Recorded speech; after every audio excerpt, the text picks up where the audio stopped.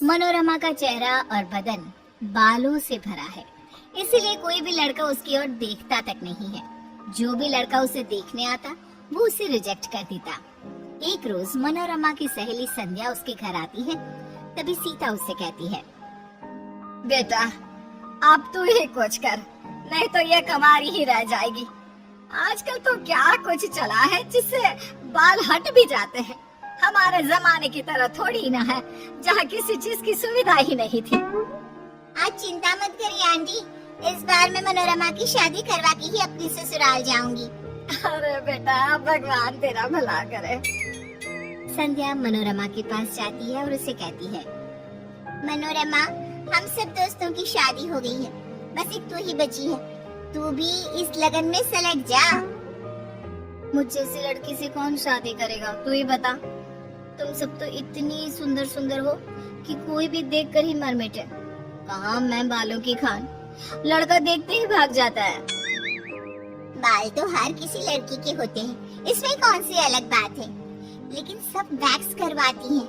चल आज तू भी करा, फिर देख कैसे तेरे लिए लड़कों की लाइन लग जाती है। नहीं नहीं नहीं, मुझे बहुत डर लगता है। अरे यार बहुत दर्द होता है, मैं नहीं करवा सकती ये सब। अरे पागल, एक बार ही तो कराना है, बस शादी हो जाए फिर क्या। संध्या मनोरमा को किसी तरह वैक्स करवाने के लिए मना लेती है और उसकी पूरी बॉडी और चेहरे पर वैक्स करवा देती है। वाह, ये मैं हूँ, कितनी सुंदर लग रही हूँ मैं। मनोरमा सुंदर लगने लगती है और विवेक उसे पसंद कर लेता है।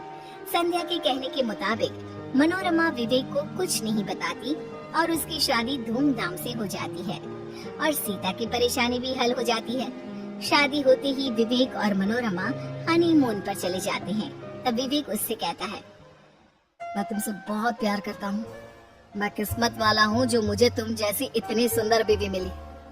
लगता है ये पल खत्म ही ना हो, मुझे कभी छोड़कर मत जाना। मैं कहीं नहीं जाने वाली। मनोरमा सोचती है, कहीं विवेक मेरे बालों के वापस आ जाने से मुझे छोड़ ना दे। कैसे रिएक्ट करेंगे वो जब उन्हें पता चलेगा कि मैंने उनसे ये बात छुपाई है। विवेक और मनोरमा हनीमून से वापस आ जाते हैं। धीरे धीरे मनोरमा के शरीर और चेहरे पर बाल वापस आने लगते हैं। एक दिन मनोरमा लस्सी पी रही होती है और उसके होठों के ऊपर मूंछ बन जाता है। ये विवेक देख लेता है।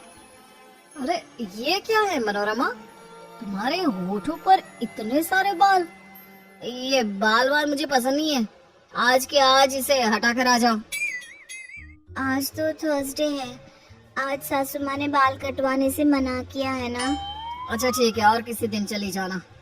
कुछ दिनों के बाद मनोरमा के शरीर पर पहले की तरह ही बाल आ जाते हैं और मनोरमा पहले की तरह बदसूरत दिखने लगती है। एक रात जब विवेक उसके बगल में लेटा होता है, तब मनोरमा के पैर उसके पैर से टच हो जाते हैं और वो चिल्लाता है, कॉकरोच कॉकरोच। अरे बाबा, मैं हूँ। बाबा रे, तुम्हारे बाल है इतने कड़े, इतने तो लड़कों के भी नहीं होते। अब तो तुम्हारे बगल में सोना भी आफत हो गया है। मैं तो फंस गया हूँ तुम जैसी लड़की से शादी करके। शादी के वक्त कैसी दिखती थी, वो सब धोखा था। तुम्हारे घर वालों ने धोखा किया है मेरे साथ। विवेक गुस्से में कमरे से बाहर चला जाता है और मनोरमा रोने लगती है। जिस बात का डर था वही हो रहा है, अब मैं अपने इस रिश्ते को कैसे बचाऊं?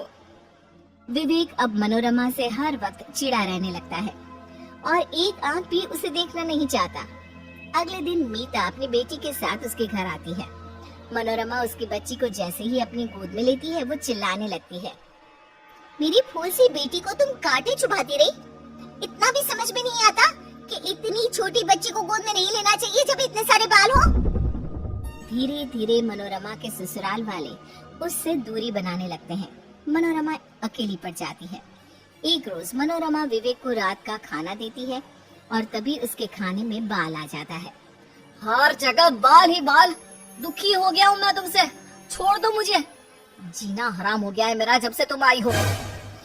मैंने इतनी मेहनत से बनाया है, कम से कम खा तो लीजिए। विवेक खाना खाए बिना उठ जाता है और भूखे पेट सो जाता है। मनोरमा के लिए एक एक दिन काटना भारी हो जाता है। कुछ दिनों के बाद विवेक के एक फ्रेंड की शादी होती है और मजबूरी में विवेक को मनोरमा को अपने साथ ले जाना पड़ता है। लेकिन जैसे ही विवेक पार्टी में पहुंचता है, उसके सारे फ्रेंड्स मनोरमा को देखकर उसका मजाक बनाने लगते हैं। ये बीवी है या भालू, कोई अंतर ही नहीं है। कैसे रहता है यार तू ऐसी लड़की के साथ, मैं तो कभी ना रह पाऊं। ऐसी लड़की से शादी करने से अच्छा था कि तू कंवारा रह जाता। दोस्तों की बातें सुनकर विवेक का मूड ऑफ हो जाता है और वो चुपचाप पार्टी से चला जाता है और घर जाकर मनोरमा से कहता है, मुझे तलाक चाहिए तुमसे, तलाक। अब मेरा पीछा छोड़ दो, अब और बेइज्जती मुझसे सही नहीं जाएगी। कल तक तुम ये कहते थे कि मुझे छोड़कर मत जाना, आज खुद ही निकाल रहे हो। मैं तुम्हारे बिना नहीं रह सकती हूँ। मुझे उस वक्त ये सब कुछ नहीं पता था। अब मैं तुम्हारे साथ नहीं रह सकता, चली जाओ तुम अपने घर वापस। मनोरमा कुछ नहीं कह पाती और वापस अपने घर चली जाती है। कुछ दिनों में दोनों का तलाक हो जाता है और मनोरमा सीता से कहती है, माँ, तुम्हारे और संध्या की इस झूठ ने मेरी जिंदगी तबाह कर दी। अरे मुझे क्या पता था बेटा कि ऐसा कुछ हो जाएगा। मैंने तो ये सब तेरे भले के लिए किया था। उधर विवेक निशा को डेट करने लगता है और दोनों की शादी पक्की हो जाती है।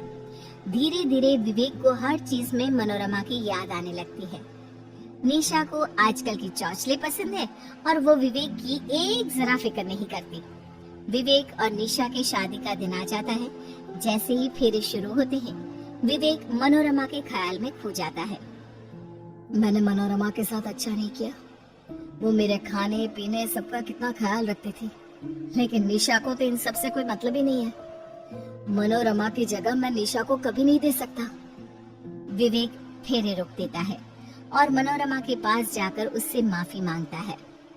मुझे माफ कर दो मनोरमा, मुझे अपनी गलती का एहसास हो गया है। मैंने इस बाल के चक्कर में अपनी जिंदगी का सुख चैन सब गंवा दिया। मुझे तुम वापस चाहिए, इन बालों के साथ ही। सुबह का भूला शाम को घर आ जाए तो उसे भूला नहीं कहते जी। विवेक मनोरमा से फिर से शादी कर लेता है और दोनों सुखी जीवन बिताने लगते हैं।